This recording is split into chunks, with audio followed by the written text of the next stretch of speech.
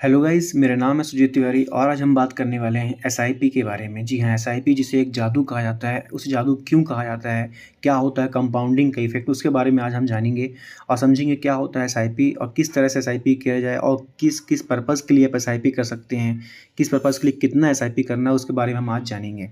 ठीक है, सबसे पहले हम बात करते हैं एसआईपी होती क्या है। एसआईपी मतलब होता है सिस्टमेटिक इन्वेस्टमेंट प्लान। मतलब आप किसी गोल को पाने के लिए आप सिस्टमेटिकली हर मंथ या हर वीक आप कुछ इन्वेस्टमेंट करते हैं, जिसमें डेट ऑफ इन्वेस्टमेंट फिक्स होती है और अमाउंट ऑफ इन्वेस्टमेंट फिक्स होती है।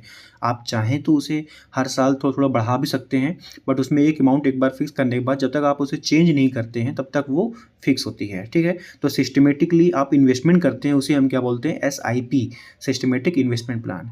एसआईपी जितने लंबे टाइम के लिए होती है ना, उतना ही अच्छा होता है, क्योंकि उसमें इफेक्ट होता है कंपाउंडिंग का। कंपाउंडिंग का मतलब क्या होता है कि जैसे आपने अगर 1 लाख रुपए जमा किए, अगर आपको 1 लाख पे ब्याज मिलता है 10,000 रुपये का, तो अब आपको नेक्स्ट टाइम ना 1,10,000 रुपये पे ब्याज मिलेगा। मतलब इसे हम बोलते हैं ब्याज पे ब्याज, जिसे हम कंपाउंडिंग कहते हैं। तो एसआईपी जादू इसीलिए कहा जाता है क्योंकि इसमें ब्याज पे ब्याज मिलता रहता है और ये ईयर टू ईयर और ज़्यादा इसका इफेक्ट दिखता है। आपको मैं एक एग्जांपल समझाता हूँ कि एसआईपी को जादू क्यों कहा जाता है। फॉर एग्जांपल के लिए देखिए, आप एंजल वन का देखिए, यहाँ पर आप गूगल में आप सर्च करिएगा एसआईपी कैलकुलेटर। ठीक है, आप यहाँ पर सर्च करिए सिंपली एसआईपी कैलकुलेटर। देखिए, जैसे आप सर्च करेंगे SWP नहीं, एसआईपी कैलकुलेटर, एसआईपी कैलकुलेटर। जैसे आपने यहाँ सर्च किया एसआईपी कैलकुलेटर, आपको यहाँ पे शो होगा एसआईपी कैलकुलेटर एंजल वन की तरफ से। ठीक है, इसमें आप क्लिक करिए सिंपली। देखिए, यहाँ पे आपको दिखाएगा एसआईपी कैलकुलेटर। आपको करना क्या है, सिंपली यहाँ पर आप अमाउंट डालिए 1000 का। आपको जो भी इन्वेस्टमेंट करना, मैं एग्जांपल ले रहा हूँ 1000 रुपीज़ का। आप सपोज एक 1000 का इन्वेस्टमेंट करते हैं अगले 20 साल के लिए। ठीक है, मैं एग्जांपल ले रहा हूँ ताकि आपको मैं कंपाउंडिंग का इफेक्ट्स दिखा पाऊँ। अगर आप इन्वेस्टमेंट करते हैं 1000 रुपीज़ की 20 ईयर तक कंटिन्यू, है ना, आप अगर आपको मान लीजिए नॉर्मल रिटर्न मिलता है 12 से 15% ऑन एन एवरेज रिटर्न मिलता ही है, तो अपन इसको 15% लगभग लेते हैं। ये मैंने इसको 15% लगभग कर दिया। ठीक है, अब मान लीजिए आपने ये इन्वेस्टमेंट किया 20 ईयर के लिए 1000 का, और आपको रिटर्न जो मिलता है 12-15 से 15% मिलता है। कई बार 30% भी मिल जाता है, 20 भी मिलते हैं, बट हम लोग एवरेज 15% लेते हैं। तो आपको 20 साल करते हैं अगर, तो क्या होगा, देखिए आपको कितना रिटर्न मिलेगा, 15,20,274 रुपये, है ना, मतलब 15,20,274 रुपीज़। इसमें क्या है, आपने कितना इन्वेस्टमेंट किया, 2,40,000 का, और आपको रिटर्न कितना मिला उसमें, 12,80,000, 12,80,274 रुपीज़ का। अब देखिए, मैं अगर बोलूँ कि अगर मैं इसको सिर्फ 5 साल बढ़ाता हूँ, कंपाउंडिंग का इफेक्ट एसआईपी जादू क्यों कहलाती है, आप देखिएगा अभी कितना हमको रिटर्न मिल रहा है, याद रखिएगा इसको, 15,20,000 रुपये। ठीक है, अब मैं इसको सिर्फ 5 साल बढ़ाता हूँ, देखिएगा आप, अमाउंट फिक्स रखता हूँ 1000 ही, बट मैंने इसको बढ़ाया 5 साल। अभी 15 लाख था, अब देखिए 15 दूनी 30, मतलब 30 लाख, डबल से भी ज़्यादा हो गए सिर्फ 5 साल में, है ना। 20 साल में आपने कमाया 15 लाख रुपए, बट उसको अगर आपने 25 साल होल्ड किया, मतलब 5 साल ज़्यादा, तो आपका जो 15 लाख था वो सीधा 32 लाख हो गया। 32 लाख में लगभग 33 लाख रुपए, अराउंड 33 लाख अप्रॉक्स, है ना। तो अब देखिए यहाँ पे कितना हो गया, सिर्फ 5 साल में इतना डबल हो गया। अब अगर मैं अमाउंट सेम रखता हूँ 1000 ही, बट मैं इसमें इन्वेस्टमेंट पीरियड बढ़ाता हूँ, तो मैंने इसको 25 में 30 साल कर दिया।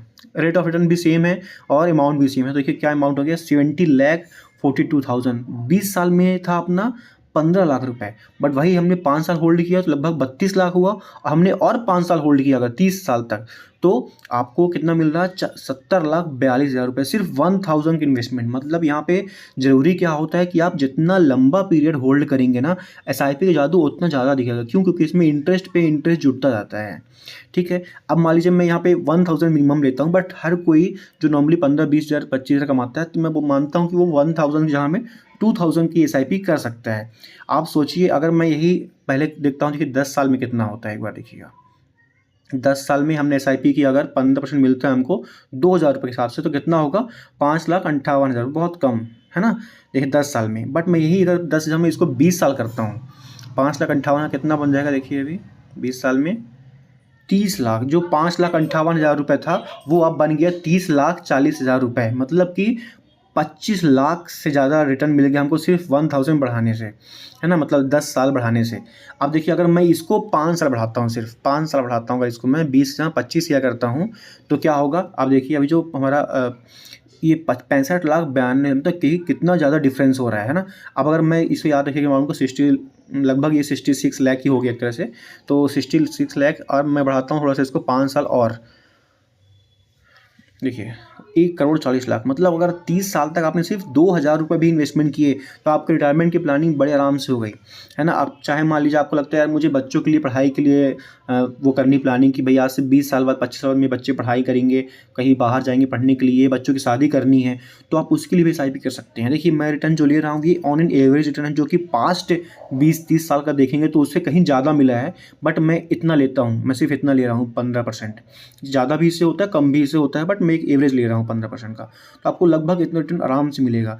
आप चाहें तो अलग अलग पर्पज़ के लिए SIP कर सकते हैं। मान लीजिए एक SIP करिए 1000 रुपीज़ की for retirement planning, for 1000 for बच्चों की शादी, एजुकेशन के लिए। तो ऐसे 2-3 SIP आपको करनी ही चाहिए, है ना। आपको देखिए अगर आप सोचेंगे कि बाद में मैं सेविंग करूँगा तो कर लूँगा, ऐसा तो ऐसा कुछ नहीं होता, बाद कभी नहीं आता है। आपको आज से ही SIP करनी पड़ेगी।